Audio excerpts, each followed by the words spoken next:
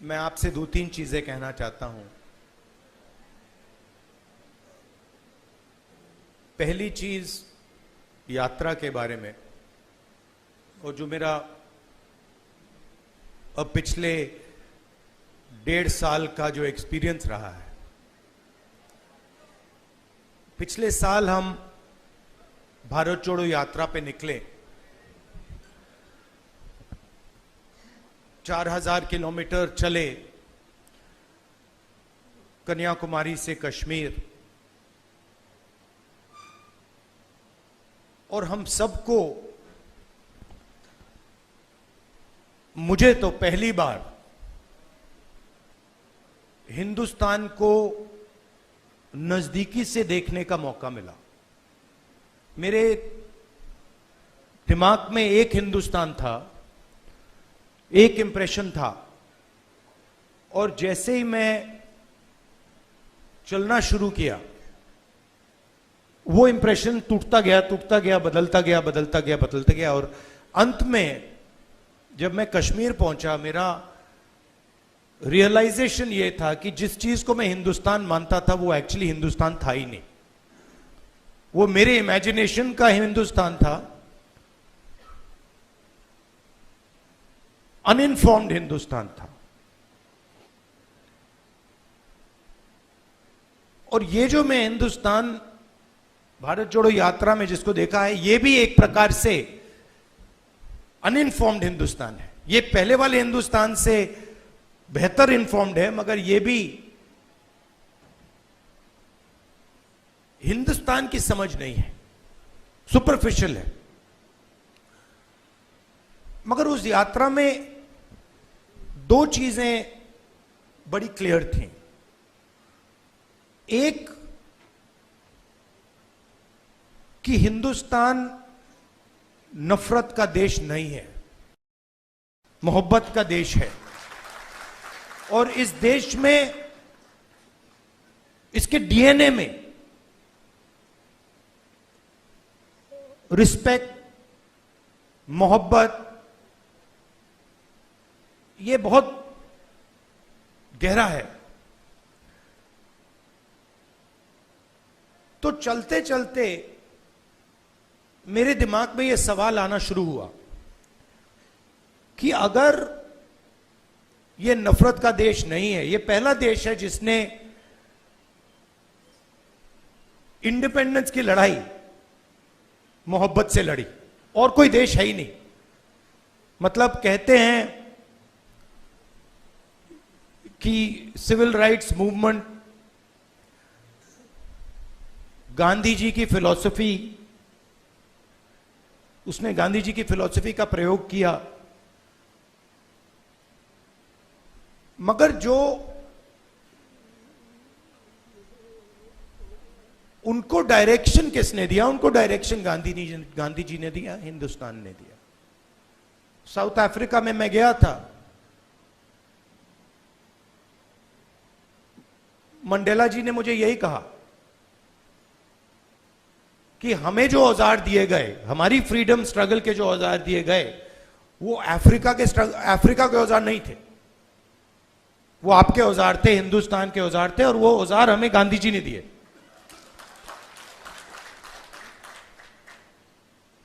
तो जब मैं चल रहा था, मेरे दिमाग में यह सवाल आया कि अगर हिंदुस्तान मोहब्बत का देश है, तो इसमें नफरत क्यों फैल रही है? क्योंकि इतना आसान नहीं होना चाहिए नफरत को फैलाना। हम कहते हैं बीजेपी नफरत फैलाती है, बट कोई ना कोई फाउंडेशन तो होगा, कोई ना कोई बेसिस तो होगी इस नफरत की। तो ये सवाल मेरे दिमाग में था, और आस्ते आस्ते मुझे बात समझ आने लगी कि नफरत का कारण अन्याय है। कि ये देश में गरीबों के साथ, किसानों के साथ, दलितों के साथ, महिलाओं के साथ, युवाओं के साथ, सबके साथ हर रोज अन्याय होता रहता है। 2-3% लोग हैं इस देश में जिनको न्याय का एक्सेस मिलता है। 2-3%, ज्यादा से ज्यादा 5% लोग हैं। उनके लिए कोर्ट्स काम करते हैं, उनके लिए सरकार काम करती है, सारी इंस्टीट्यूशंस में उनके लिए जगह है। बट अगर हम 90% लोगों को देखें,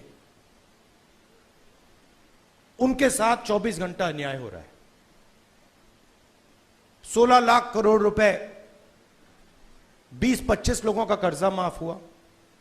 जीएसटी का पैसा है, जनता का पैसा है, किसानों का पैसा है, मगर किसानों का 1 रुपया माफ नहीं होता है। और मैंने सरकार के अंदर से देखा है, जब हमने किसान कर्जा माफी की बात उठाई, जब हम सरकार में थे, तो रिस्पांस मिला कि ये ठीक नहीं है, इससे किसान आलसी हो जाएगा।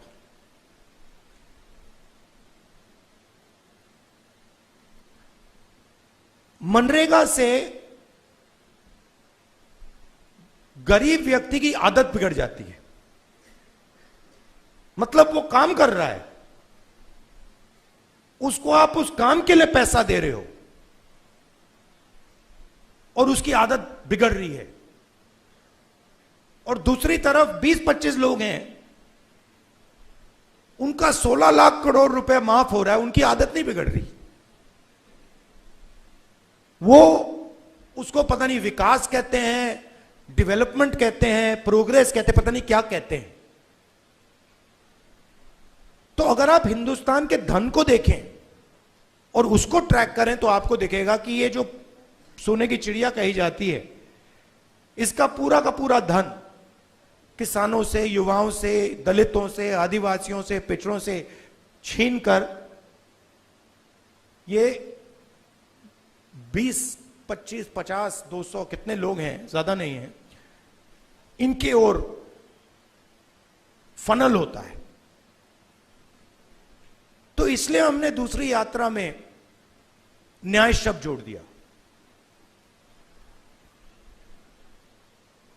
और इस यात्रा में हमारा फोकस उस पे था कि किस प्रकार का अन्याय हो रहा है। और हर कदम पे स्टूडेंट्स के पेपर लीक हो रहे हैं, किसान को एमएसपी नहीं मिल रही, मजदूर को मिनिमम वेज नहीं मिल रही, छोटे व्यापारियों को जीएसटी से दबाया जा रहा है। मतलब हर स्टेप पे, हर कदम पे लोग आ रहे थे, कह रहे थे हमारे साथ ये हो रहा है। मगर कंबाइंड कॉन्शियसनेस नहीं है। एक व्यक्ति कह रहा है मेरे साथ अन्याय हो रहा है। मेरे पास छोटे व्यापारी आए गुजरात में, उन्होंने कहा कि जीएसटी से, नोटबंदी से हमें बहुत चोट लगी। मगर उसी डिस्कशन में जो किसान के साथ हो रहा है वो उनको दिख नहीं रहा है, वो देख ही नहीं पा रहे। तो मेरे खिलाफ जो अन्याय हो रहा है वो मुझे दिख रहा है, मगर मेरे भाई के साथ जो हो रहा है मुझे दिख नहीं रहा है।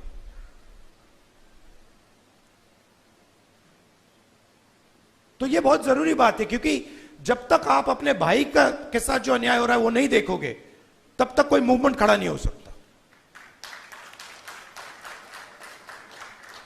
मैं जूडो करता हूं और उसमें एक बड़ी इंटरेस्टिंग चीज है। उसमें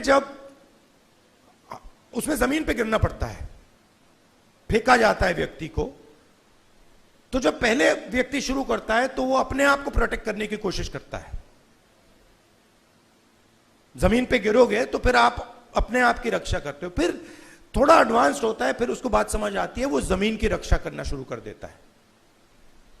मतलब don't protect yourself, protect the mat.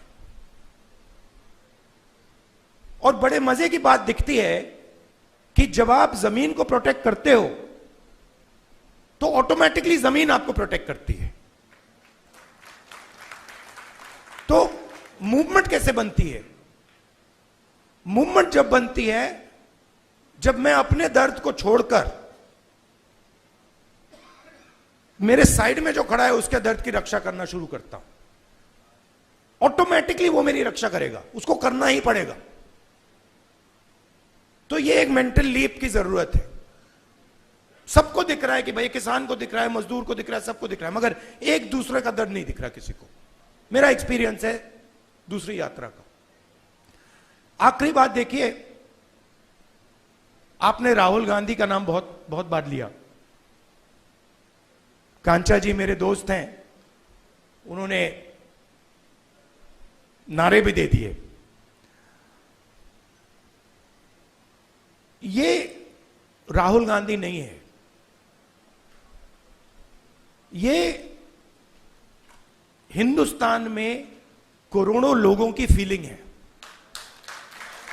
उनमें से मैं एक हूं और आप मेरे ऊपर फोकस कर देते हैं। बट भारत जोड़ो यात्रा में मैंने अपनी आंखों से देखा, मैं अकेला नहीं चल रहा था, लाखों लोग चले थे मेरे साथ। और एक्चुअली भारत जोड़ो यात्रा की स्ट्रेंथ राहुल गांधी नहीं था। भारत जोड़ो यात्रा की स्ट्रेंथ वो बाकी लोग थे। तो उन पे भी फोकस होना चाहिए। लड़ना हमें एक साथ है। और ये हिंदुस्तान के दो एक्सप्रेशंस के बीच में लड़ाई है। ये राहुल गांधी, मोदी, बीजेपी, कांग्रेस के बीच में लड़ाई नहीं है। हिंदुस्तान के नेचर के अंदर दो आत्माएं हैं और ये उन दोनों आत्माओं के बीच में लड़ाई है। एक आत्मा कहती है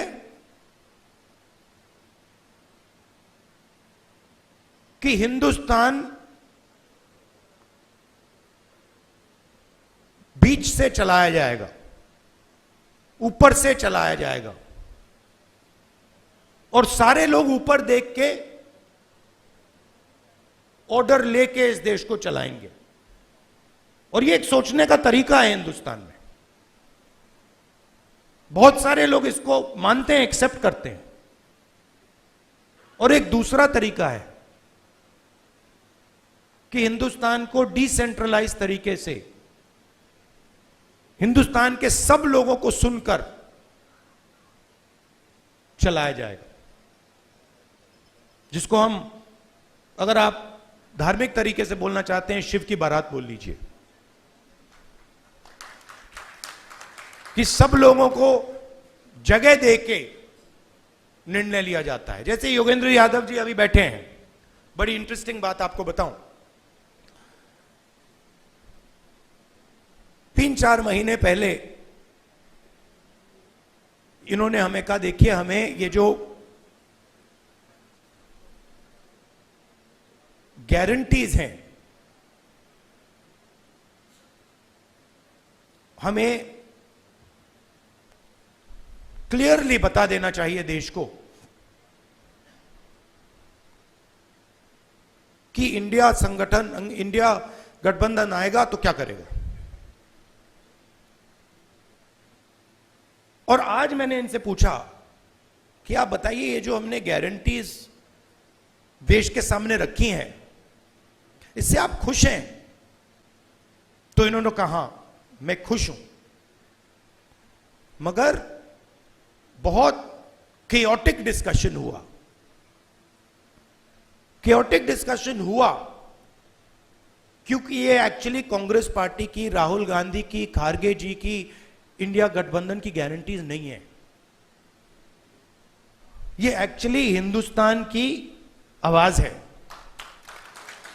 उसको हमने चुन चुन के सुन के निकाला है, उसको रिफाइन किया है।